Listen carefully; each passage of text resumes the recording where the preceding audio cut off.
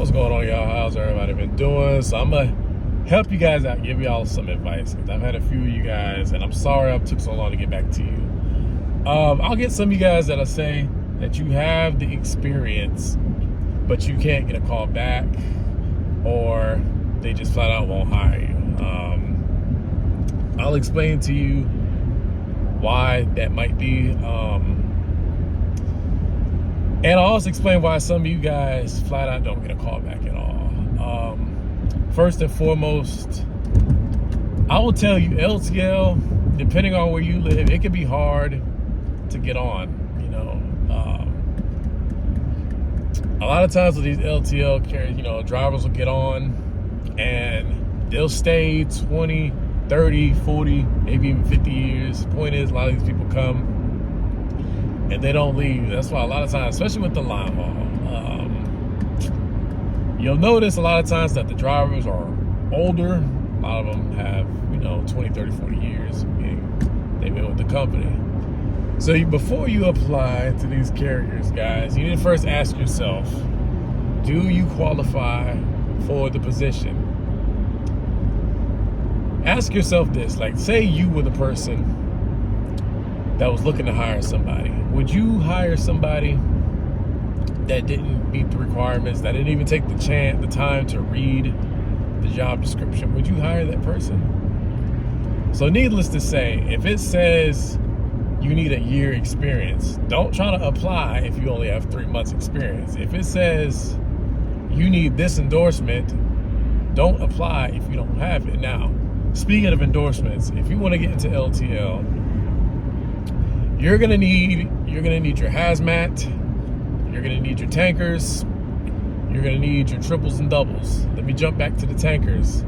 Why do I need a tanker's endorsement? Because sometimes, guys, you're gonna pull liquids, bulk liquids and liquid totes. That's why you need a tanker's endorsement. It's not because we're pulling a tanker. No. As far as the triples and doubles, if you don't want to pull doubles or triples, you might want to look at an LTL carrier that doesn't pull it. Truckity, what companies pull strictly vans? Okay, you have Dayton Freight, you have Averitt, you have Central Transport, and there's probably a few others, but those are the 3 that I know that only pull vans. If you're somebody that knows you don't want to deal with hazmat, then don't waste your time applying to LTL carrier, because you're going to pull hazmat. There's no if, buts, about it. You're going to pull it. You're going to pull corrosive, oxidizer. You're going to pull it. That's where I'm getting at. You're going to pull it.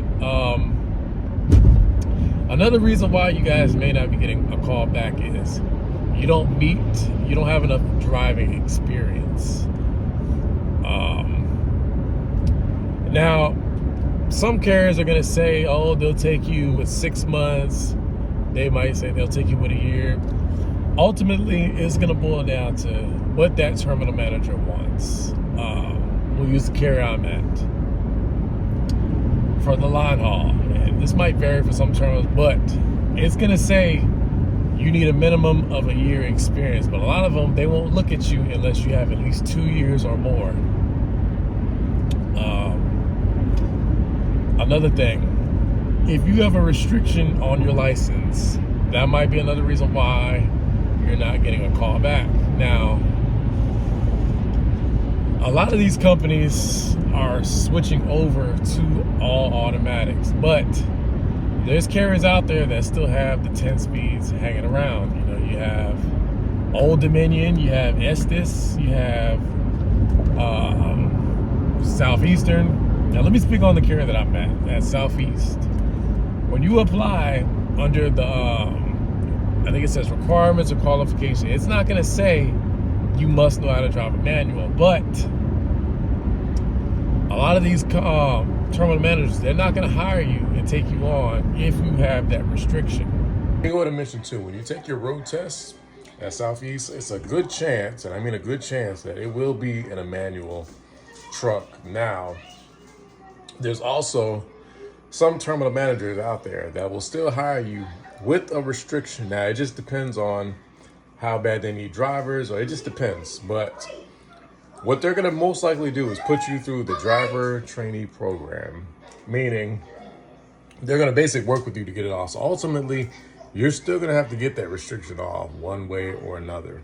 So that's why I recommend, Reason being is we still have 10 speeds around. Now, there's some terminals that are completely all automatic. Those are probably the smaller terminals that don't have a shop. But usually your bigger terminals that have shops, it's a good chance they're still going to have 10 speeds around. Now, they say they're phasing them out, but they're still around. So if you want to get into LTL, I recommend that you don't have an automatic restriction on your license. Another reason why you may not get selected is you're not following up. You need to show that you want this job. After you apply, call the recruiter, call the terminal manager, just ask them, to check the status of your application. And sometimes, guys, they might review your application right there while you're on the phone. And I mean, best case scenario is they'll ask you for an interview, or they might say it's been filled. But don't let that get you discouraged. If they say it's been filled, it'll come around again. It took me years to get into Southeast. It took me years, but I never gave up. And that, if you don't take nothing from this video, follow up, never give up. Stay consistent. And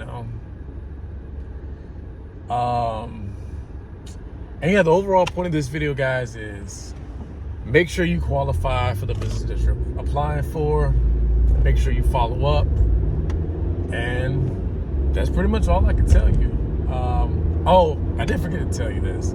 Another reason why you may not be able to get in is because a lot of times they hire within. So like, let's just say a line haul spot opens up. Sometimes what they'll do is,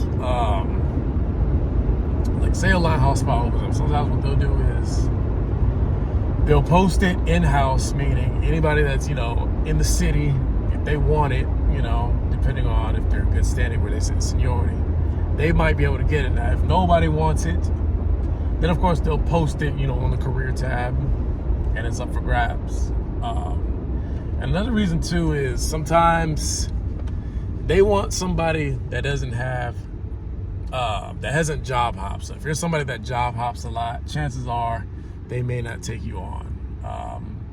And sometimes too, it's all about who you know.